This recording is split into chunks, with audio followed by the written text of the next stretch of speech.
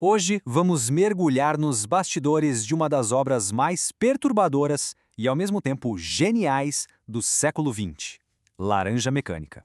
Quando a gente abre Laranja Mecânica, de Anthony Burgess, a primeira sensação é de estranheza, né? É como entrar num universo paralelo com uma linguagem toda esquisita e que desorienta a gente. E aí fica a pergunta, mas por que fazer isso? Por que escrever um livro numa língua que, vamos combinar, quase ninguém entende de primeira? Bom, essa escolha não foi só um capricho, não. Foi uma ferramenta literária muito bem pensada para resolver um problema e para fazer a gente refletir sobre uma questão bem filosófica. Então, vamos começar pelo grande mistério, a linguagem em si. Uma técnica feita de propósito para fazer o nosso mundo parecer bem estranho.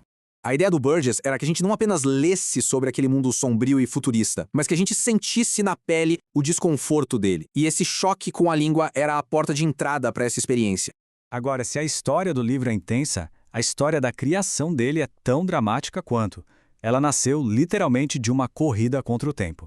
Pensa só, o Burgess começou a carreira de escritor relativamente tarde e pouco tempo depois já teve que encarar um diagnóstico que mudaria tudo. Os médicos deram para ele apenas 1 ano de vida. 1 ano! Isso provocou uma explosão de criatividade absurda, numa tentativa desesperada de deixar a esposa dele com alguma segurança financeira. Mas aí vem a grande virada da história. O diagnóstico estava errado. O tumor simplesmente não existia. E foi esse alarme falso, essa corrida contra a morte, que serviu de gatilho para a criação do romance. Só que o Burgess ainda tinha um baita problema criativo pela frente. Como escrever sobre gangues de jovens sem que a linguagem do livro ficasse velha, datada, quase que imediatamente? Na época, na Grã-Bretanha, a gente tinha os mods e os rockers, duas tribos rivais. A gíria deles era muito específica daquele momento.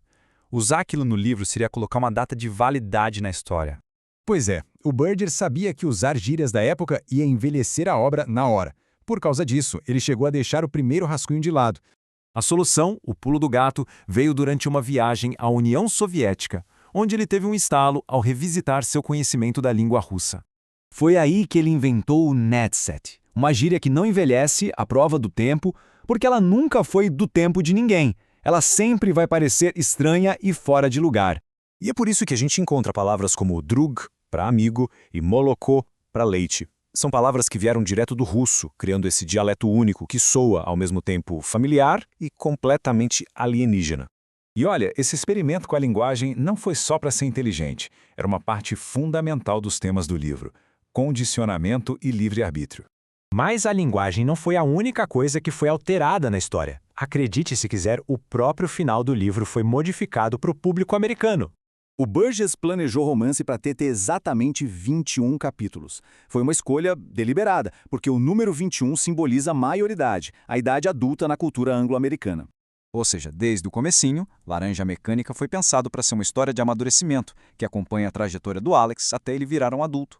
O capítulo final, o 21, mostra o Alex amadurecendo, cansando da violência e escolhendo mudar. Só que esse capítulo foi simplesmente cortado da edição americana. Isso criou um final bem mais sombrio, mais cínico, que foi o final que o famoso filme do Stanley Kubrick acabou usando. Os editores americanos acharam que o final original, com redenção, não combinava com o resto da história.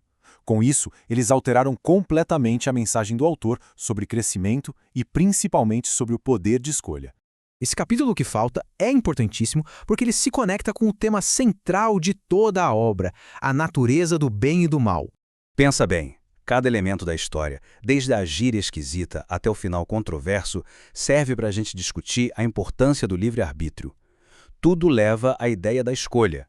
O próprio título do livro reflete esse conflito, né? O embate entre o que é humano natural e o que é controle artificial mecânico. E é essa pergunta que fica no ar no final de Laranja Mecânica. Uma questão que faz a gente pensar sobre o que realmente significa moralidade.